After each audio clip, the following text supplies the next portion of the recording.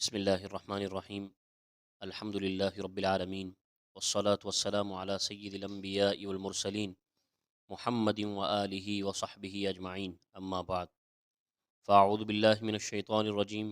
बिस्मिल्लाहिर्रहमानिर्रहीम। ववस्सैनल इंसाना बिवालिदैहि इहसाना हमलतहु उम्मुहु कुरहन व वज़अतहु कुरहा व हम्लुहु व फ़िसालुहु सलासून शहरा हत्ता इज़ा बलग़ अशुद्दह व बलग़ अर्बईन सनह क़ाल रब्बि औज़िअनी अन अश्कुर निअमतक अल्लती अनअमत अलय्य व अला वालिदै व अन अअमल सालिहन तर्ज़ाहु व अस्लिह ली फ़ी ज़ुर्रिय्यती इन्नी तुब्तु इलैक व इन्नी मिनल मुस्लिमीन। आज की हमारी वीडियो में 26वें पारे का कुछ खुलासा बयान किया जाएगा। अगर वक्त रहा तो इंशाअल्लाह पूरे पारे का बयान किया जाएगा, वरना आधे पारे का बयान किया जाएगा। जो आयत मुबारका मैंने आप हज़रात के सामने तिलावत की है, इस आयत मुबारका के अंदर अल्लाह तबारक व तआला ने दो अहम पैगामात दिए हैं। सबसे पहला पैगाम तो ये दिया है कि अल्लाह तबारक व तआला ने इस आयत मुबारका से कुछ आयतों पहले अपनी वहदानियत का ज़िक्र किया है कि इन्नल्लज़ीना क़ालू रब्बुनल्लाह सुम्मा इस्तक़ामू, बिलाशुबा वो लोग जिन्होंने ये कहा कि हमारा रब अल्लाह है और उसके ऊपर जमे रहे। इसके बाद अल्लाह तबारक व तआला ने वालिदैन का ज़िक्र किया है। तो मुफस्सिरीन को ये कहना पड़ा यहाँ पर भी अल्लाह ताला के इस मिजाज को देखकर, और इसके अलावा 15वें पारे में भी वक़ज़ा रब्बुका अल्ला ताबुदू इल्ला इय्याह व बिल वालिदैनि इहसाना, वहाँ पर भी यही मामला अल्लाह तबारक व तआला ने सेम किया था कि अव्वलन अपना तज़किरा फ़रमाया और अपने तज़किरे से मिलता जुलता वालिदैन का तज़किरा फ़रमाया। ये मुफस्सिरीन लिखते हैं कि वालिदैन की क़दर, उनकी अज़मत और उनकी अहमियत की तरफ इशारा है कि अल्लाह रब्बुल इज़्ज़त तो रब हैं, परवरदिगार है, पालनहार हैं। हर एतबार से परवरिश और तरबियत करने वाली ज़ात अल्लाह तबारक व तआला की भी है। तो रब का लफ्ज़ अल्लाह ताला पर भी सादिक आता है। लेकिन दुनियावी एतबार से देखा जाए तो वालिदैन में किसी न किसी तरह तरबियत के और परवरिश करने में ज़रिया और बहाने के तौर पर काम आते हैं, और इनके भी इंसान के ऊपर बड़े बड़े एहसानात होते हैं। इसलिए अल्लाह तबारक व तआला ने इंसानों को, अल्लाह ताला ने वालिदैन के साथ हुस्न सुलूक का हुक्म दिया है, वालिदैन की फरमाबरदारी का हुक्म दिया है। हत्ता कि बाज़ आयात मुबारका में यहाँ तक फरमाया गया कि अगर मुशरिक हों और बुरी बात का हुक्म दें तब भी फ़ला तुतिअहुमा व साहिबहुमा फ़िद दुनिया मारूफ़ा, उनकी बुरी बात को मानना तो नहीं है, अलबत्ता उनके साथ मामला कैसे रखना है, मारूफ़ मामला, दस्तूर के मुताबिक अच्छा मामला करना है, भलाई वाला मामला करना है, बुराई वाला मामला वालिदैन के साथ करने के लिए नहीं जाना है। तो इस आयत में सबसे पहली बात तो ये समझ में आई कि अल्लाह तबारक व तआला ने अपने ज़िक्र के साथ साथ वालिदैन का ज़िक्र फरमाया है। दूसरी बात ये समझ में आई कि वालिदैन का सिर्फ ज़िक्र नहीं फरमाया, बल्कि इंसान के ऊपर वालिदैन में से दोनों या वालिदा का पैदाइश के वक्त जो हक होता है, जो एहसान होता है, उस एहसान को ज़िक्र किया है कि वालिदा इतनी उलुल अज़्म और इतने बड़ी रुतबे वाली क्यों हैं अल्लाह तबारक व तआला के नज़दीक। इसलिए कि इंसान के लिए, अपने बच्चे के लिए, इसको दुनिया में लाने के लिए बड़ी तकलीफ़ें, बड़ी मशक्क़तें और बड़ी मुसीबतें झेलती हैं। इसलिए अल्लाह तबारक व तआला ने बाकायदा अपने मुबारक कलाम के अंदर वालिदा की मशक्क़तों को, उसकी तकलीफ़ों को और उसकी अज़ियतों को बयान किया है कि सोचो तो सही कि वालिदा तुम्हारे लिए कितनी तकलीफ़ें उठाती हैं, कितनी मशक्क़तें उठाती हैं। उसके बावजूद तुम्हारा वालिदा के हुकूक़ को, वालिदैन के हुकूक़ को जान जान कर, पहचान पहचान कर ना अदा करना, उनकी फरमाबरदारी न करना, उनके साथ हुस्न सलूक न करना, ये अपने आप ही का नुकसान है। तो सबसे पहले अल्लाह तबारक व तआला ने इनके साथ हुस्न सलूक का हुक्म दिया है, एहसान का हुक्म दिया है। दूसरा, एहसान जब किसी के ऊपर किसी का होता है तो वो या तो अदा कर पाता है या अदा नहीं कर पाता। तो वालिदैन का एहसान इंसान के ऊपर ऐसा है कि उसका अदा करना इंतहाई मुहाल और मुश्किल है कि वालिदैन की, वालिदा का वो दर्द और वालिद साहब की वो मेहनतें कहाँ से एक इंसान उसका हक़ अदा कर सकता है। और जब इंसान किसी बात पर आकर आजिज़ हो जाता है तो वहाँ से दुआ करना शुरू करता है। लिहाजा जब इंसान अपने वालिदैन के लिए उनके एहसान के बदले में दुआ करना शुरू करेगा, तो कैसे दुआ करना है یہ والدین کی اہمیت ہے کہ اللہ تبارک و تعالی نے ان کے ساتھ حسن سلوک بھی کرنے کے لیے فرمایا اور ان کے لیے دعا کیا انداز بھی سکھایا۔ فرمایا رب اوزعنی ان اشکر نعمتک التی انعمت علی، اے میرے رب مجھے توفیق عطا فرما کہ میں آپ کی نعمتوں کا شکر ادا کروں جو آپ نے مجھ پر کی اور میرے والدین پر کی ہے۔ یہ ساری کے ساری اللہ تبارک و تعالی نے دعائیں کرنا والدین کے لیے سکھلایا ہے۔ والدین کے حقوق بہت زیادہ معاشرے میں بیان کیے جاتے ہیں، لیکن مسئلہ یہ ہے کہ جتنے زیادہ ان کے حقوق بیان کیے جاتے ہیں، نوجوان طبقہ اتنا ہی زیادہ ان کی نافرمانی کرتا ہے، ان کی حق تلفیاں کرتا ہے۔ حالانکہ اللہ کے نبی علیہ السلام نے قیامت کی علامات میں سے بتایا ہے کہ والدین کے ساتھ ناروا سلوک کیا جائے گا، والدین کو تکلیفیں دی جائیں گی، نوجوان دوستوں کو زیادہ لاڑ پیار دینے لگیں گے اور اپنے والدین کے حقوق کی تلفیاں کرنے لگیں گے، ان کے چھپانے لگیں گے، ان کی حق تلفیاں ہونے لگے گی۔ تو یہ معاشرے میں ہمارا ہوتا ہوا دکھائی دے رہا ہے، اور اللہ کے نبی علیہ السلام کی پیشین گوئی کے مطابق قیامت کی علامات میں سے ایک علامت ظاہر ہوتی نظر آ رہی ہے۔ اس لیے ہر شخص کو چاہیے اپنے والدین کے حقوق کو جانے، ان کے احسانات کو جانے اور ادا کرنے کی کوشش کرے، اور ادا نہیں کر سکتا تو اس کے ساتھ ساتھ اپنے والدین کے لیے دعا بھی کریں۔ والدین زندہ ہوں تو جتنا ہو سکتا ہے ان کی خدمت کرنے کی کوشش کرے، فکر کرے، اور اگر ان میں سے کوئی ایک مر چکے ہوں، دنیا سے جا چکے ہوں، تو ان کے لیے دعا کرے، اللہ تبارک و تعالی انہیں اپنے یہاں پر اعلیٰ سے اعلیٰ مقام عطا فرمائے۔ اس طرح کی دعائیں کریں۔ اس کے بعد اللہ تبارک و تعالی نے آگے ارشاد فرمایا وَإِن تَتَوَلَّوْا يَسْتَبْدِلْ قَوْمًا غَيْرَكُمْ ثُمَّ لَا يَكُونُوا أَمْثَالَكُمْ، کہ بہت ہی زبردست آیت ہے اور انتہائی جلالی آیت ہے کہ اللہ تبارک و تعالی نے اس آیت سے تھوڑا سا پہلے ارشاد فرمایا فَمِنْكُمْ مَنْ يَبْخَلْ وَمَنْ يَبْخَلْ فَإِنَّمَا يَبْخَلُ عَنْ نَفْسِهِ، کہ تم میں سے بعض تو وہ ہیں جو بخل کرتے ہیں، اور بخل بھی کس سے کر رہے ہیں؟ کیا کسی اور سے بخل کر کے اپنے مال کو چھپا رہے ہیں؟ ارے نہیں، یہ بخل تو خود اپنی ذات سے کر رہے ہیں۔ اور اللہ تبارک و تعالیٰ کا کیا حال ہے؟ فرمایا واللہ الغنی وانتم الفقراء، اللہ تبارک و تعالیٰ تو بڑے بے نیاز ہیں، انہیں تھوڑی نہ تمہارے مال کی ضرورت ہے، اور انہیں تھوڑی نہ تمہارے جائیداد کی ضرورت ہے، انہیں کسی چیز کی ضرورت نہیں ہے، وہ تو بس تمہارے دل کے تقوی کو جاننا چاہتے تھے۔ خیر، اگر یہی بات ہے کہ تمہیں خرچ نہیں کرنا ہے، اللہ کے راستے میں نہیں لوٹانا ہے، تو یاد رکھو ان تتولوا یستبدل قوما غیرکم، اللہ تبارک و تعالیٰ کو تمہاری بھی کوئی ضرورت نہیں ہے، بلکہ اس کے پاس تو اپنے دین کی حفاظت کے لیے، اپنے دین کی بقا کے لیے اور اپنے دین کو سنوارنے کے لیے ایسے بھی لوگ ہیں جو تم سے بہتر ہیں۔ اور اگر اللہ تبارک و تعالیٰ نے تمہارے اپنا فریضہ نہ ادا کرنے کی وجہ سے ان لوگوں کو پیدا کیا، تو یاد رکھنا ثم لا یکونوا امثالکم، پھر وہ تمہاری طرح نہیں ہوں گے۔ اس آیت کو لے کر مفسرین کرام نے عجیب عجیب اور الگ الگ انداز میں تفسیریں کی ہیں۔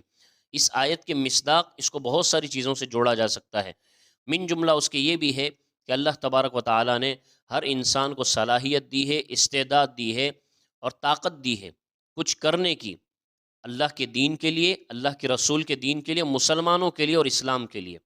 اس سے یہ بات سمجھ میں آتی ہے کہ ہر انسان ہر فیلڈ میں رہ کر اسلام اور مسلمانوں کی کچھ نہ کچھ خدمت کر سکتا ہے، بلکہ اس کو کرنا چاہیے، اس کا فریضہ بنتا ہے۔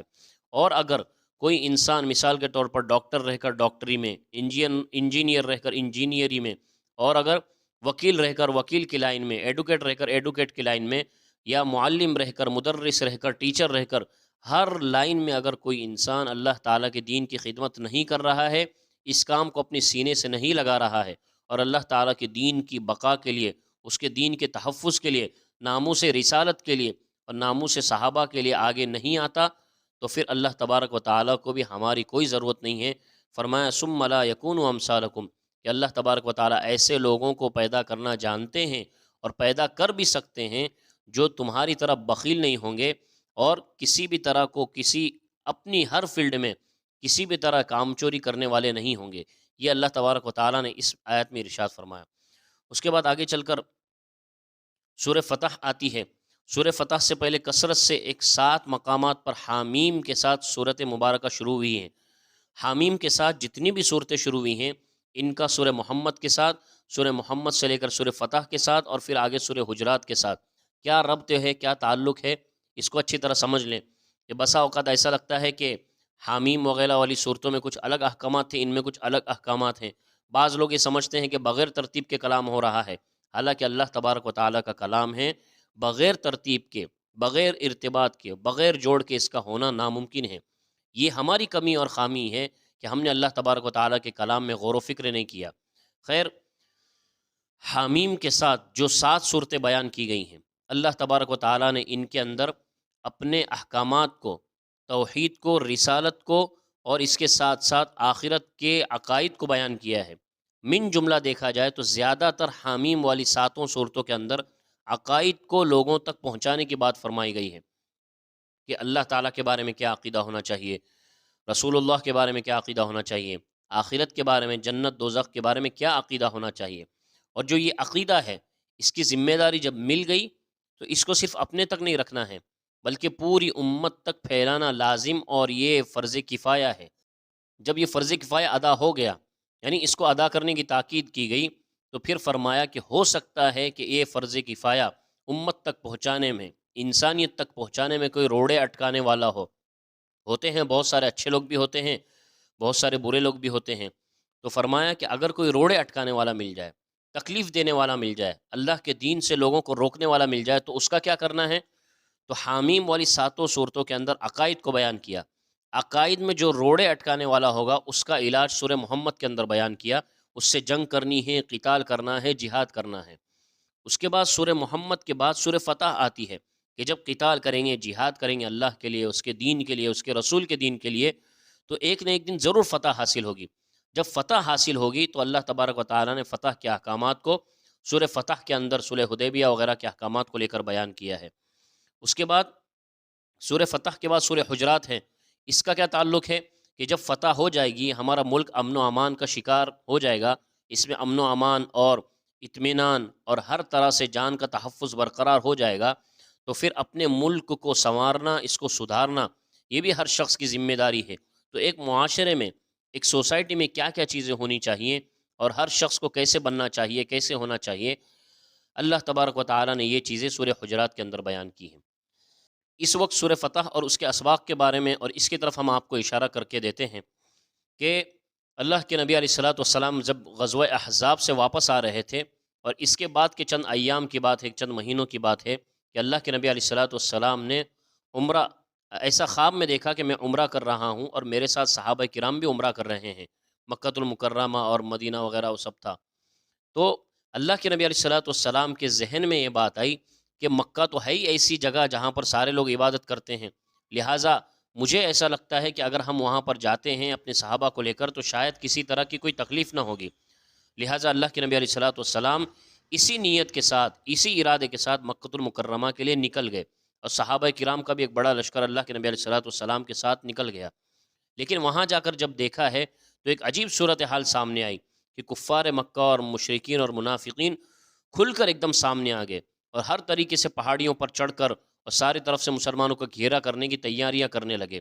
اور جب بات ان تک پہنچائی گئی حضرت عثمان غنی رضی اللہ تعالیٰ عنہ کے ذریعے سے، تو وہ لوگ الگ الگ طریقے سے صلح کی باتیں کرنے لگے اور معاہدے کی طرف آنے لگے کہ اس سال تو کسی بھی طرح ہم آپ کو عمرہ نہیں کرنے دیں گے۔ پھر کیا باتیں طے ہونی ہیں؟ تو باقاعدہ ہم سے معاہدہ کرو، چند باتیں طے کرو، جو باتیں طے ہوں گی ان پر عمل کرنا پڑے گا۔ اس طرح کا موقع دیکھ کر ان لوگوں نے صلح کی طرف، معاہدے کی طرف مسلمانوں کو ابھارا۔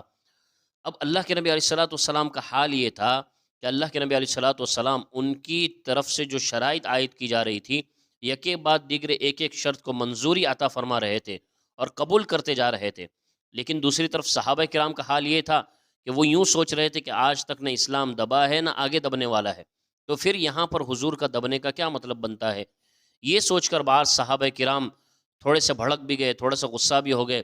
مثال کے طور پر حضرت عمر رضی اللہ تعالیٰ عنہ کا قصہ مشہور ہے کہ حضور کے پاس گئے، حضور کے پاس جا کر عرض کرنے لگے کہ آپ نبی برحق نہیں ہیں، تو پھر ایسے دب کر صلح کرنا کیسا؟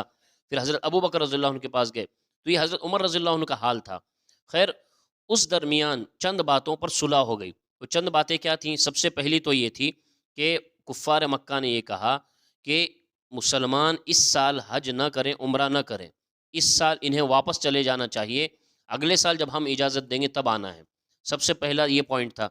دوسرا فرمایا کہ اب تک تو ہم جنگ کے در پہ رہے ہیں، ایک دوسرے کے خلاف محاذ آرائی کرتے رہے ہیں، لیکن اب سے لے کر 10 سال تک ہمارے درمیان کسی بھی طرح کی کوئی جنگ نہیں ہوگی، اللہ کے نبی علیہ الصلوۃ والسلام نے اس شرط کو بھی منظوری عطا فرما دی۔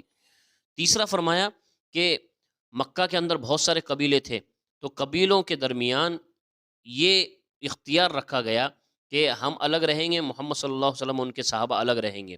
تو جس قبیلے کو جو ہر طرح کا اختیار ہے، جو چاہے ہماری پیروی کر لے، ہمارے ساتھ جڑ جائے، جو چاہے محمد صلی اللہ علیہ وسلم کے ساتھ جڑ جائے۔ تو اس زمانے کا واقعہ ہے کہ کچھ لوگ حضور کے ساتھ بھی کچھ قبائل جڑ گئے تھے، حضور نے یہ شرط بھی منظور فرما لی۔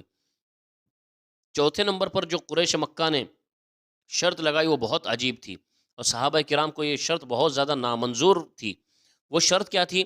فرمایا کہ قریش کا جو آدمی مدینہ جائے گا وہ واپس کیا جائے گا، اور مدینہ کا جو مسلمان مرتد ہو کر مکہ جائے گا اس کو واپس نہیں کیا جائے گا۔ بالکل یک طرفہ اپنے فائدے کی سوچ تھی، لیکن حضور علیہ الصلوۃ والسلام نے اس کو بھی منظوری عطا فرما دی۔ اور پھر اس کے بعد بہت سارے الگ الگ طرح کے حالات آئے اور الگ الگ طرح کے واقعات آئے کہ حضور صلی اللہ علیہ وسلم نے مثال کے طور پر یہ ساری شرائط ہو گئی تو صحابہ کرام سے عرض کیا کہ چلو اس سال تو ہم کو حج نہیں کرنا، عمرہ نہیں کرنا، اب سب لوگ مل کر اپنے احرام کھول دو۔ لیکن عجیب چیز دیکھنے میں آئی کہ صحابہ کرام اتنے ناخوش تھے اور اتنی بری حالت میں تھے کہ کسی کا بھی احرام کھولنے کے لیے من نہیں کیا کہ اللہ کے گھر کو دیکھ رہے ہیں، عمرہ کرنے کا من ہے، حج کرنے کا من ہے، لیکن ابھی اس کے ساتھ ساتھ اپنے جانور بھی لے کر آئے ہیں۔ لیکن ساری چیزوں میں ناکامی کے بعد صحابہ کرام کا من نہیں ہوا، اس لیے صحابہ کرام نے حضور کی بات پر فوراً عمل نہیں کیا۔ حضور رنجیدہ ہو کر جب کمرے میں گئے ہیں تو حضرت ام سلمہ رضی اللہ تعالیٰ عنہ وہاں موجود تھی۔ انہوں نے اللہ کے نبی علیہ الصلوۃ والسلام کو ایک عجیب ٹیکنیک دی، ایک عجیب طریقہ سکھایا۔ انہوں نے فرمایا کہ ایک کام کیجئے، آپ جو لوگوں سے کہہ رہے ہیں کہ سر منڈا دیجئے، تو اس کی شروعات خود آپ اپنے سے کیوں نہیں کر لیتے؟ اللہ کے نبی علیہ الصلوۃ والسلام کو یہ رائے بہت پسند آئی اور حضور نے جا کر فوراً سر منڈا لیا۔ حضور کا دیکھ کر پھر سارے کے سارے صحابہ کرام نے سر منڈا لیا اور حلال ہو گئے۔ اس سے یہاں پر رک کر ایک بات سمجھ لیں کہ حضرت ام سلمہ رضی اللہ تعالیٰ عنہ کی بات پر حضور نے عمل کیا۔ اس سے حضرت ام سلمہ کی بات کی اہمیت کا اندازہ ہوتا ہے کہ انہوں نے بر وقت کتنی اہم بات کی ہے۔ اس واقعے سے اس پوائنٹ پر یہ سبق ملتا ہے کہ اگر عورتیں پڑھی لکھی ہوں اور عقل سلیم رکھتی ہوں، شوہر کے مزاج کو سمجھنے والی ہو، تو وہ کتنا زیادہ موقع پر کام آنے والی ہے۔ حضرت ام سلمہ کے اس عمل سے پتہ چلا کہ اگر حضور رنجیدہ ہو جاتے تو ہو سکتا تھا اللہ تبارک و تعالیٰ کی طرف سے کوئی سخت آیت نازل ہو جاتی اور کچھ الگ حکم آ جاتا، لیکن اللہ تبارک و تعالیٰ کی طرف سے کچھ حکم نہیں آیا۔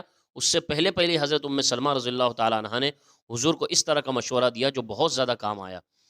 پھر اس کے بعد سورہ فتح کے اندر اللہ تبارک و تعالیٰ نے اس کڑوی فتح پر جو صحابہ کرام اور حضور نے بالکل قابو میں رکھ کر اپنے آپ کو دبا کر کی تھی، اللہ تبارک و تعالیٰ کو اس صلح بہت پسند آئی اور اللہ تبارک و تعالیٰ نے حضور کو اس صلح کے نتیجے میں 5 انعامات سے نوازا اور صحابہ کرام کو الگ سے انعامات سے نوازا۔ وہ 5 انعامات کیا تھے جن انعامات سے اللہ تبارک و تعالیٰ نے حضور کو نوازا؟